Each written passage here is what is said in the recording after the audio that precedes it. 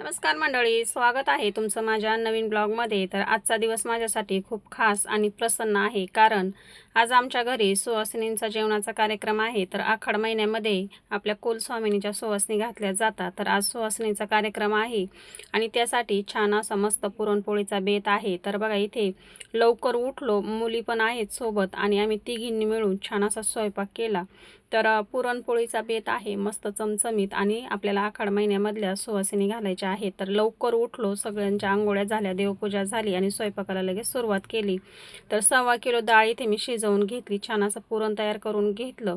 आता सगळी बाकीची तयारी करून घेतली। इथे एक मसाला वाटण करून घेतलं आणि कटाची आमटी बनवून घ्यायचं काम चालू आहे। तर भजे जे बनवायचे तर त्याचं पीठसुद्धा चाळून घेतलं, त्याच्यामध्ये हिरवी मिरची, लसूण, जिरे, ओवा असं वाटण करून घातलं। तर सगळी तयारी करून घ्यायची। घरी जर असा काही कार्यक्रम असेल तर मुलींची खूप मदत होते, मुली सगळ्या कामामध्ये मदत करतात। तर बघा, त्या सुद्धा माझ्यासोबत लवकर उठलेल्या आहेत आणि सगळ्या स्वयंपाकामध्ये त्यांनी अगदी शेवटपर्यंत सगळी मदत केली। हसत खेळत छान असा आम्ही तिघींनी मिळून इथे 1.25 किलो पुरणपोळीचा घाट घातला होता आणि मस्त असा स्वयंपाक केला। तर बघा, आता एक एक काम चालू आहे करून घ्यायचं, आणि मसाले ते लवकर वाटून घेतले होते, कारण की पावसाचे दिवस आहे आणि लाईटीचा काही नेम नसतो, त्याच्यामुळे मसाल्याचं वाटण लवकर करून घेतलं होतं। डाळ शिजवून घेतली, पुरण लवकर तयार करून घेतलं होतं आणि आता बाकीची हळूहळू सगळी तयारी चालू आहे। गुळवणी ठेवून घेतलं, गूळ फोडून त्याच्यामध्ये घालून घेतला। कटाची आमटीसुद्धा इथे आपण इथे मसाला टाकून दिलेला आहे, झाकण ठेवलं वरतून म्हणजे छान अशी तरी येते। गूळ इथे ना फोडून घेतला, म्हणजे गुळवण्यामध्ये पाणी गरम झालं त्याच्यात घालून घेतला की मिक्स केला तरी पण पटकन विरघळून जातो। तर बघा, इथे कटाची आमटी बनवण्यासाठी आपण झाकण ठेवलं, याच्यावरती छान अशी तरी येते तोपर्यंत झाकण ठेवून घ्यायचं। आणि इकडे मुलींचं आहे ना छान असं डेकोरेशन करून घ्यायचं काम चालू आहे।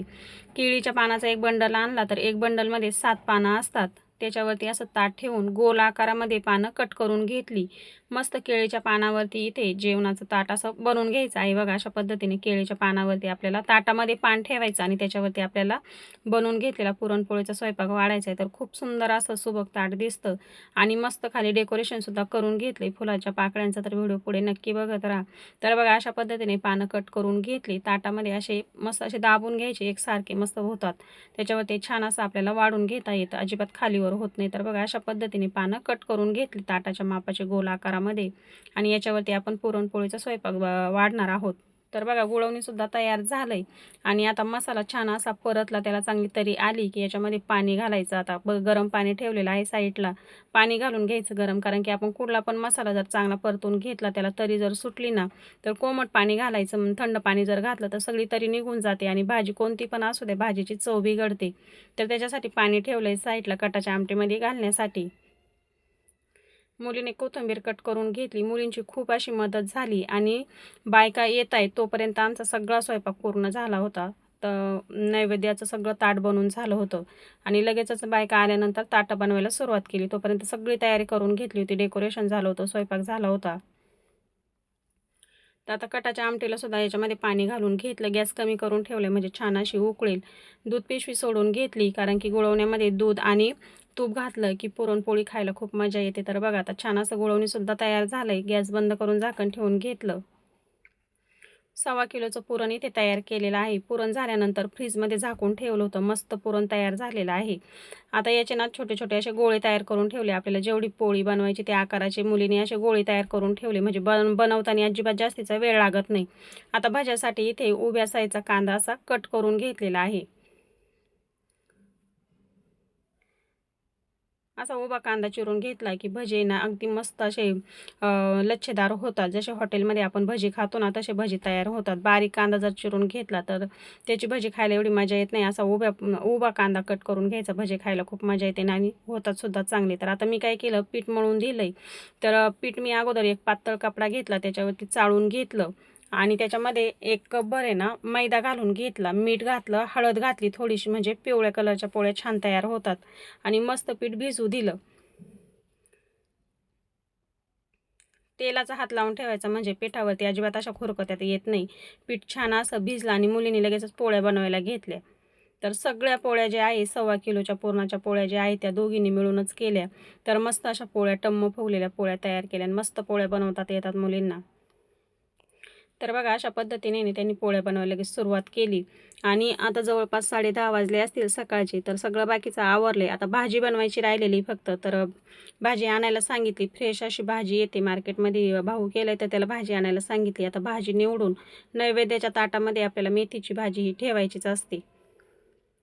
तर बघा आता इकडे डेकोरेशन करून घ्यायचं काम चालू आहे. तर झेंडूची फुलं आणली होती. त्याच्या रात्रीच पाकळ्या बनवून ठेवल्या होत्या पिशवीमध्ये आणि फ्रीजमध्ये ठेवली होती. ताट ठेवलं आणि ताटाच्या गोल अशी रांगोळी काढतो आपण तसं बघा फुलांचं असं गोल करून घेतलं. आता ताट काढल्यावरती बघा तुम्ही किती सुंदर असं दिसतंय. तर अशा पद्धतीने डेकोरेशन करून घेतलं फुलांचं, पण खूप सुंदर दिसत होतं. खूप भारी वाटत होतं. अगदी प्रसन्न असं वातावरण झालं होतं आणि मस्त हे बघा किती छान असं डेकोरेशन, साधं सिंपल पण दिसायला खूप सुंदर. ताटामध्ये केळीचं पान, साईडनी फुलांचं असं डेकोरेशन खूप सुंदर दिसत होतं. तर मुलीच्या इथे पोळ्या बनवून झाल्यात आणि मी सुद्धा तयार झाले. मी अगोदर ड्रेस घातलेला होता, छान अशी साडी घातली आणि लगेच भजी बनवायला घेतली. तर भज्याचं पीठ काढून ठेवलं होतं अगोदरच आणि त्याच्यामध्ये मस्त भरपूर असा कांदा, कोथिंबीर घालून घेतली. आता बघा मी भाजी निवडून घेतली आणि सगळ्यात शेवटी भाजीच बनवायची राहिली होती, कारण की भाजी खूप उशिरा आली होती ना, त्याच्यामुळे मग भाजी निवडून घेतली. स्वच्छ अशी 2-3 पाण्याने धुवून घेतली. हिरवी मिरची कट करून घातली, मीठ घातलं आणि शेंगदाण्याचा कूट घालून घेतला आणि मस्त भाजी तयार झाली. आणि ज्या दिवशी आपण सुवासनी घालतो आणि अशी सुकी भाजी बनवतो ना, त्या भाजीला खूप छान अशी चव असते. नैवेद्यामध्ये आपल्याला भाजी बनवायचीच असते. नैवेद्यामध्ये ठेवायची सुवासिनींच्या ताटामध्ये एक घासाची का होईना पण भाजी आपल्याला मेथीची द्यायची असते. त्याच्यासोबतच आपण चपाती देऊ शकतो किंवा तशी पण तोंडी लावतात म्हणजे त्याच्या आवडीप्रमाणे.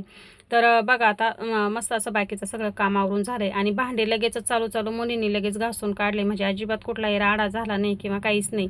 एकदम कामाचं सोपं होऊन गेलं. तर आता भजी करून घेतलेली आहेत. भाजीसुद्धा तयार झालेली आहेत. आता फक्त बायका येण्याची वाट बघायची आणि लगेचच आपल्याला ताटं बनवायला सुरुवात करायची. तर बायकांसाठी मी छान असे इथे गजरे आणलेले आहेत बघा, असे कट करून ठेवलेले आहेत. नैवेद्याचं ताटसुद्धा बनवलं.